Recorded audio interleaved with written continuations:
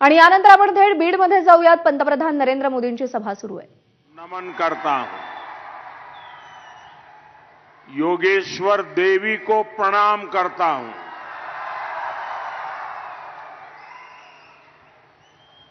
बीड़ का हमारे स्वर्गीय गोपीनाथ मुंडे जी से दिल का रिश्ता रहा है।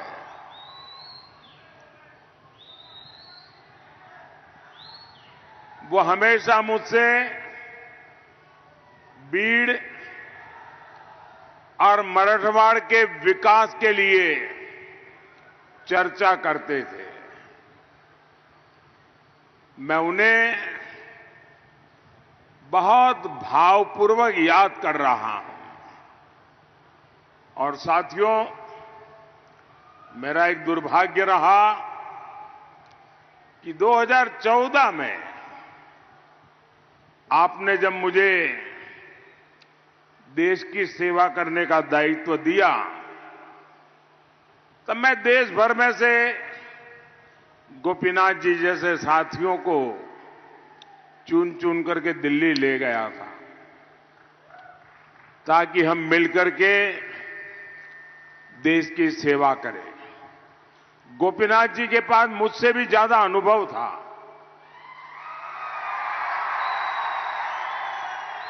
लेकिन मेरा ये दुर्भाग्य रहा कि आने के कुछ ही समय में मेरे इस साथी को मुझे गंवाना पड़ा। और इन कार्यकाल में मुझे मेरे बहुत साथी खोने पड़े। गोपीनाथ जी, अरुण जेटली, सुषमा स्वराज, मनोहर पर्रिकर, यानी ये आप कल्पना कर सकते हैं कि मेरे जैसे व्यक्ति को जब मेरे हाथ कट जाए तो मेरी मुसीबत कितनी बढ़ गई होगी। और इसलिए इन सब साथियों की मुझे बहुत याद आना, और यहां जब आया हूं तो स्वाभाविक रूप से गोपीनाथ जी की याद आना, और जो मैं कमी महसूस करता हूं वो मुझे फील होता है। साथियों, आज तीसरे फेज का मतदान खत्म होने पर है, और साथ ही इंडी अघाड़ी की उम्मीदें भी खत्म हो गई है। पहले चरण में इंडी अघाड़ी पस्त हुआ, दूसरे में ध्वस्त हुआ, और आज तीसरे चरण में इंडी अघाड़ी का कहीं कोई छोटा मोटा दिया अगर जल रहा था वो भी बुझ गया है। साथियों, मोदी विकसित भारत के मिशन पर निकला हुआ है। इस संकल्प के लिए आज मैं आपसे कुछ मांगने के लिए आया हूं। मुझे आपके आशीर्वाद चाहिए।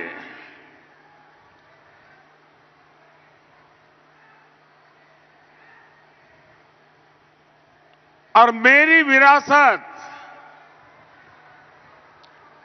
आप ही है। आपकी आने वाली पीढ़ियां वो ही मेरी विरासत है। मैं आपके भविष्य को बेहतर बनाने के लिए निकला हूं। मैं आपके बच्चों के भविष्य को बेहतर बनाने के लिए दिन रात मेहनत कर रहा हूं। आप ही मेरा परिवार है।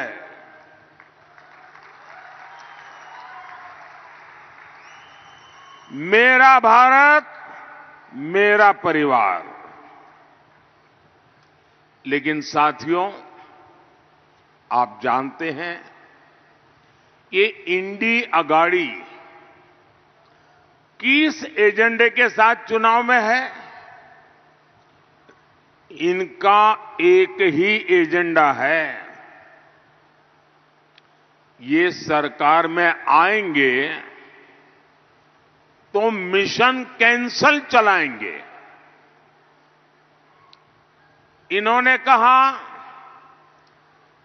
इंडी वाले जब सरकार में आए तो वो आर्टिकल 370 जो मोदी ने हटाया है उसको ही हटा करके फिर बिठा देंगे। इंडी वाले सरकार में आए तो मोदी जो सीएए लाया है उसको कैंसल करेंगे। इंडी वाले सरकार में आए तो मोदी जो 3 तलाक के खिलाफ कानून लाए हैं उसको कैंसल करेंगे। ये लोग मोदी जो किसान सम्मान निधि का पैसा किसानों को भेजता है उसको कैंसल कर देंगे।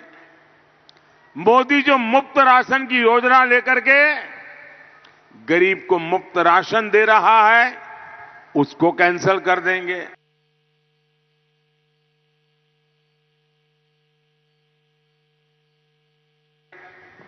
किसानों को भेजता है उसको कैंसल कर देंगे।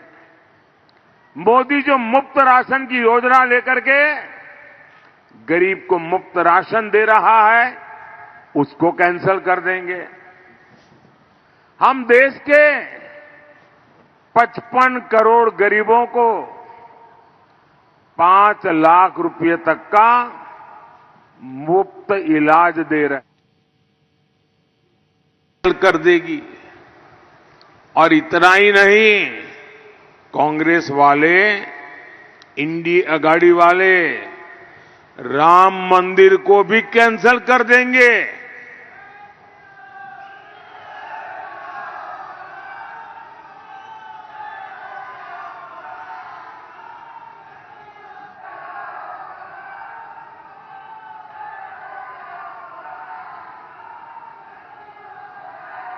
आप चौंकिए नहीं।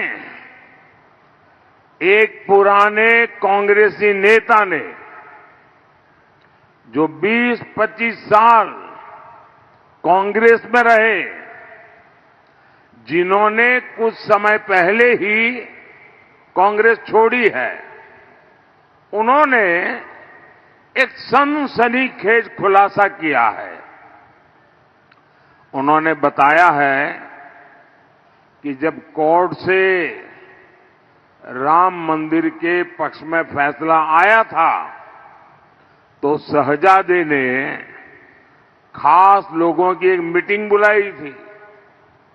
शहजादे ने कहा था कि कांग्रेस सरकार आएगी तो राम मंदिर पर सुप्रीम कोर्ट का फैसला पलट देंगे।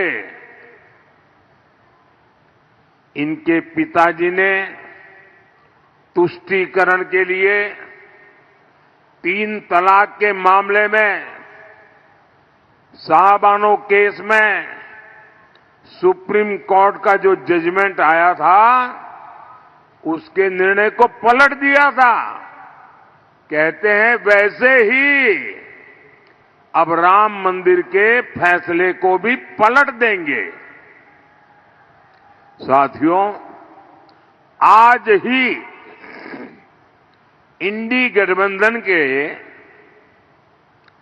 एक और नेता ने कहा है कि राम मंदिर तो बेकार है।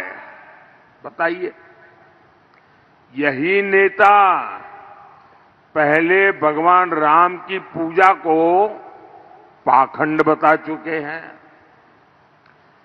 किसी और धर्म के लिए ये ऐसी भाषा सपने में भी बोलने की हिम्मत नहीं दिखा सकते, लेकिन तुष्टीकरण के लिए, वोट बैंक के लिए ये लोग बार बार प्रभु श्री राम का, राम भक्तों का लगातार अपमान कर रहे हैं।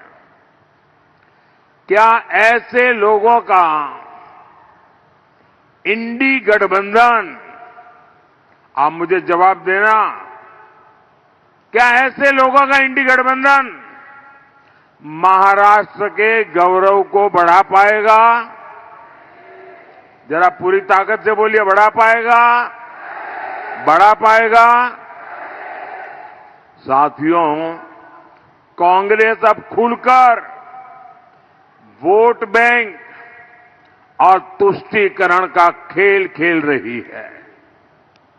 आपने सुना होगा, इंडी अगाड़ी के लोग वोट जिहाद की अपील कर रहे हैं।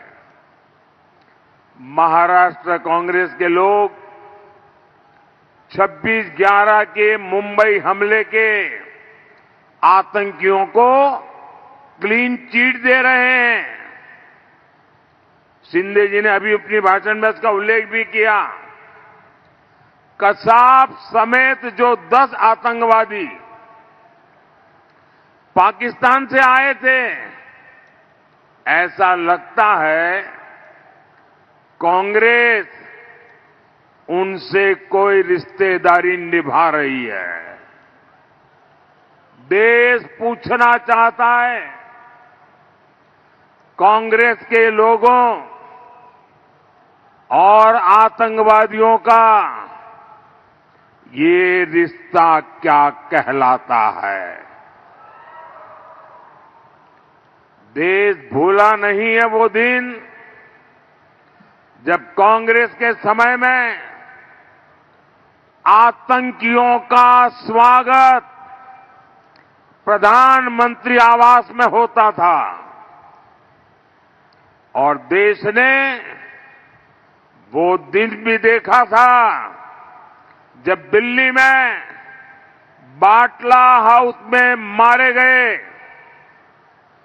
आतंकियों के लिए कांग्रेस की सबसे बड़ी नेता आंसू बहा रही थी।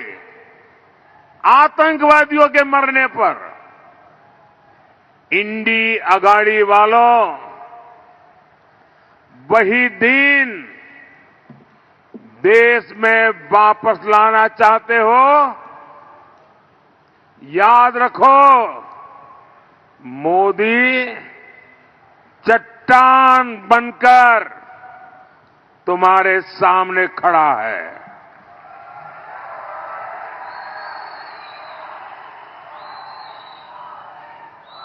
साथियों, शहजादे तुष्टीकरण की सनक में एक और खतरनाक चाल चल रहे हैं। आप भी जानते हैं, बाबा साहब आंबेडकर ने दलितों, पिछड़ों को, आदिवासियों को आरक्षण का अधिकार दिया था। बाबा साहब ने इस बात का भी पुरजोश विरोध किया था कि भारत में धर्म के आधार पर आरक्षण नहीं दिया जा सकता। इस बात पर बाबा साहब अड़े हुए थे। पूरी संविधान सभा ने आज से 75 साल पहले लंबी चर्चा करके तय किया था कि धर्म के आधार पर इस देश में आरक्षण नहीं दिया जा सकता है। लेकिन कांग्रेस पार्टी दलितों, आदिवासियों, पिछड़ों का आरक्षण छीनकर उसे धर्म के नाम पर देना चाहती है। आपको मैं एक उदाहरण बताता हूं। ये कल्पना नहीं है, ये हो चुका है और आप चौंक जाएंगे। आपके सामने कितनी बड़ी मुसीबत दरवाजे पर दस्तक दे रही है, मैं उदाहरण के साथ आज मेरे बीड़ के भाई बहनों को समझाना चाहता हूं। मैं मेरे देश के लोगों को समझाना चाहता हूं। कर्नाटका में कांग्रेस की सरकार है। वहां पर ओबीसी को 27% आरक्षण मिला हुआ है। इन्होंने क्या किया, रातों रात एक फतवा निकाला सरकार ने। रातों रात उन्होंने एक ऑर्डर निकाला, थप्पे मार दिए, सिग्नेचर कर दिया और ऑर्डर क्या निकाला, कर्नाटका में जितने भी मुसलमान हैं सबको रातों रात उन्होंने ओबीसी बना दिया, घोषित कर दिया कि आज से ये ओबीसी है। परिणाम क्या हुआ, जो ओबीसी समाज के लोगों को 27% आरक्षण मिला था, बाबा साहब आंबेडकर ने दिया था, संविधान ने दिया था, भारत की संसद ने दिया था, रातों रात मुसलमानों को ओबीसी बनाकर उसमें डाल दिया। तो जो ओबीसी के पास था उसमें डाका डाल दिया, रातों रात चोरी करके लूट लिया और जो पहले इसका लाभ लेते थे उसका बहुत बड़ा हिस्सा मुसलमानों के खाते में चला गया। अब मुझे बताइए, क्या इस प्रकार का खेल आपको मंजूर है? पिछले दरवाजे से ओबीसी का आरक्षण लूट लिया जाए, ये आपको मंजूर है? जरा पूरी ताकत से बताओ तो पता चलेगा कि मंजूर है कि नहीं है। आपको मंजूर है सब? आप अब यही काम ये देश में हर राज्य में करना चाहते हैं। साथियों, आज सुबह ही इंडी गठबंधन के एक और नेता ने इनकी साजिश को खुद ही स्वीकार कर लिया है और उनके झूठ को बेनकाब कर दिया है। और ये नेता वही है जिन्हें चारा घोटाले में अदालत ने सजा दी है। जानते हैं ना नाम? तो कौन है? चलिए, भीड़ वाले भी जानते हैं। इंडी गठबंधन के इस नेता ने आखिरकार स्वीकार कर लिया है कि ये लोग मुसलमानों को पूरा का पूरा आरक्षण देना चाहते हैं। यानी अभी जो एससी, एसटी, ओबीसी को आरक्षण मिलता है वो बंद करके ये लोग पूरा का पूरा आरक्षण मुसलमानों को देना चाहते हैं। आज सुबह उन्होंने कहा है ये इस देश के हर दलित, पिछड़े, आदिवासी के लिए खतरे की घंटी है। इसलिए आपको इंडी गठबंधन के इरादों से सावधान रहना है। भाइयों बहनों, ये मोदी है, आप भी इसको अब भलीभांति जानते हैं। मैं आपको गारंटी देता हूं, जब तक मोदी जिंदा है,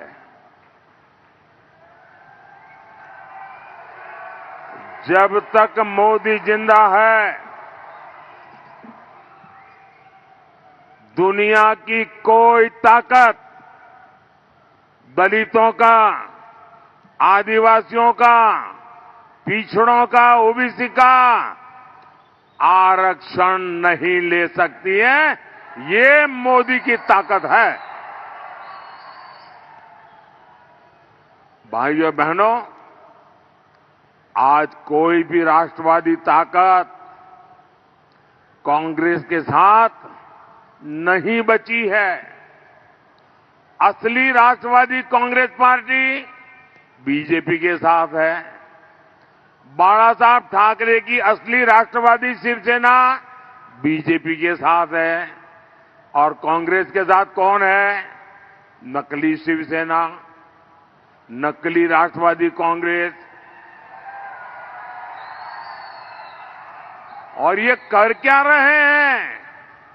ये नकली वादे कर रहे हैं, नकली वीडियो बना रहे हैं।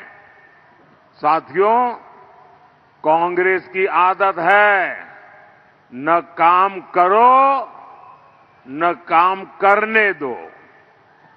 आपको याद होगा, मैंने गुजरात और महाराष्ट्र के बीच बुलेट ट्रेन का काम शुरू किया। कांग्रेस ने पहले उसका मजाक उड़ाया, फिर उसका विरोध किया, और जब तक महाविनाश अघाड़ी की सरकार रही, इन्होंने काम बढ़ने ही नहीं दिया। अब ये अगर सरकार में आएंगे तो बुलेट ट्रेन का काम ठप कर देंगे। एक और बीजेपी ने अपने संकल्प पत्र में बुलेट ट्रेन के विस्तार की बात कर रही है। दूसरी ओर कांग्रेस और इंडिया गाड़ी बुलेट ट्रेन का विरोध कर रहे हैं। आप मुझे बताइए, 21वीं सदी के भारत को कौन सी सरकार चाहिए? क्या देश को इन विकास विरोधी लोगों के हाथ में हम दे सकते हैं क्या? साथियों, कांग्रेस जहां भी आई है, उसने सपनों को कुचला है। महाराष्ट्र और मराठवाड़ा खुद इसके भुक्तभोगी है। इंडी अघाड़ी ने कभी यहां सूखे की समस्या की ओर ध्यान नहीं दिया। इन्होंने बस फीते काटे और भ्रष्टाचार किया। 60 वर्षों से मराठवाड़ा जल ग्रिड परियोजना ठप पड़ी थी। आज एकनाथ शिंदे जी, देवेंद्र फडणवीस और अजित पवार मिलकर सिंचाई परियोजनाओं को मिशन मोड में आगे बढ़ा रहे हैं। साथियों, हमने पीएम कृषि सिंचाई योजना के तहत महाराष्ट्र के 27 प्रोजेक्ट को चुना है। इनमें से 10 प्रोजेक्ट पूरे भी हो चुके हैं। बाकी प्रोजेक्ट भी जल्द पूरे कर लिए जाएंगे। जब देवेंद्र फडणवीस जी की सरकार ने महाराष्ट्र के लिए बलिराजा जल संजीवनी स्कीम बनाई थी, लेकिन इंडी अघाड़ी सरकार ने उसे भी रोक दिया था। लेकिन अब इस स्कीम को गति मिली है।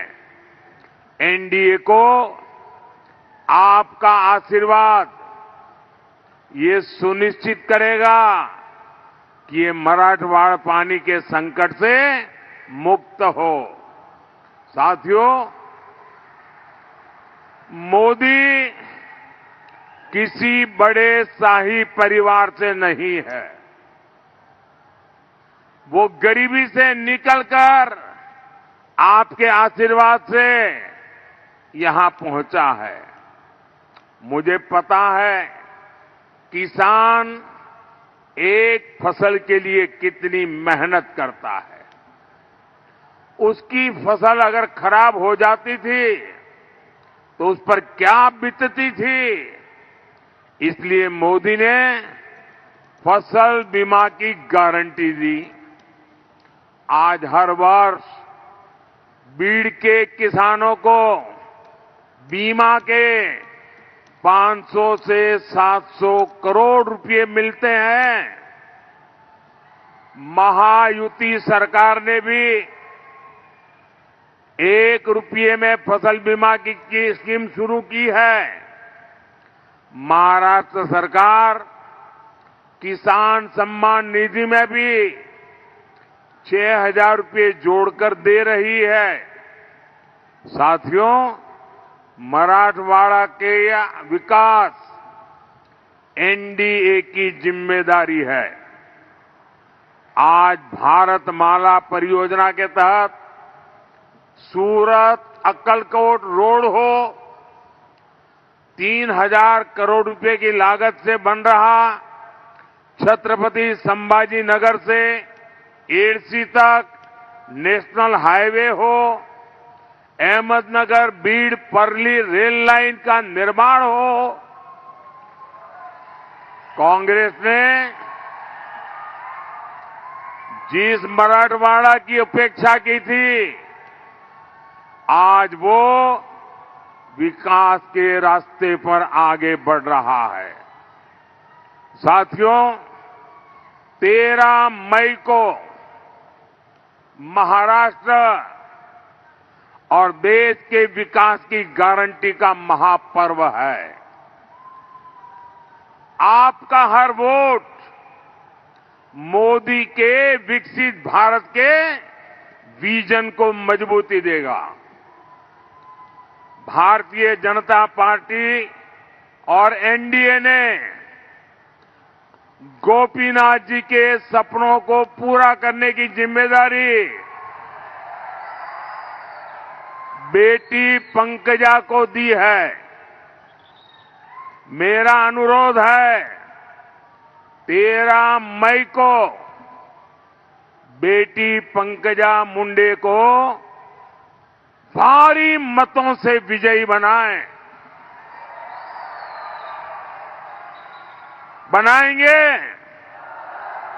इसके लिए काम करेंगे।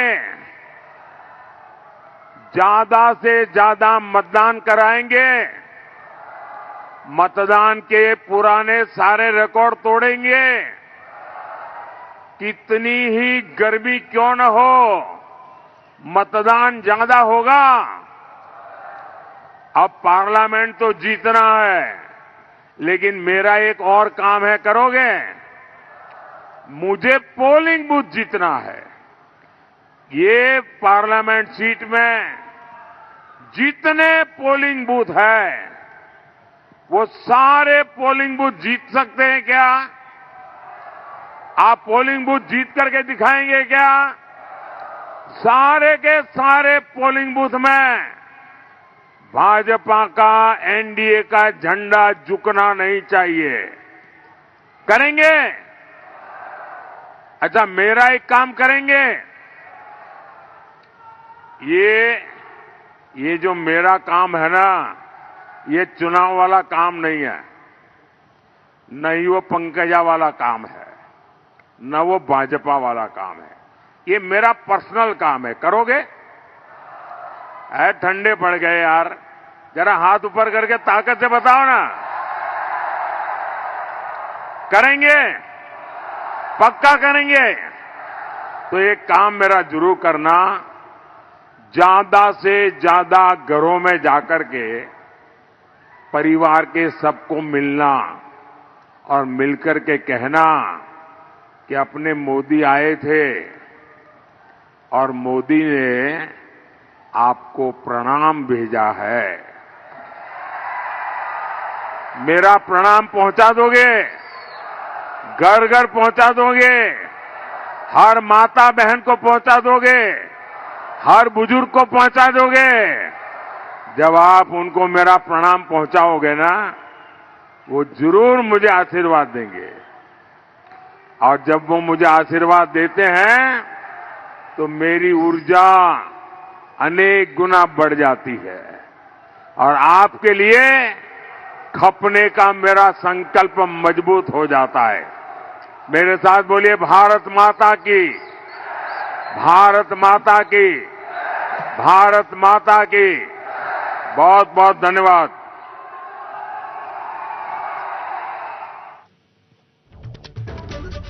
तर मराठवाड्याचा विकास करणं ही आमची जबाबदारी, हे आमचं ध्येय असल्याचं पंतप्रधान नरेंद्र मोदी यांनी सांगितलेलं आहे। पंकजा मुंडे यांच्या प्रचारासाठी पंतप्रधान नरेंद्र मोदी यांनी बीडच्या अंबेजोगाईमध्ये सभा घेतलेली आहे। त्यासोबतच त्यांनी इंडिया आघाडीवरती सुद्धा सडकून टीका केलेली आहे। मुस्लिम तुष्टीकरणासाठी इंडिया आघाडी सातत्यानं प्रयत्न करत असून कर्नाटकात एका दिवसात काँग्रेसनं मुस्लिमांना ओबीसी बनवलं असं म्हणत आरक्षणाच्या मुद्द्यावरून देखील पंतप्रधान नरेंद्र मोदी यांनी निशाणा साधला।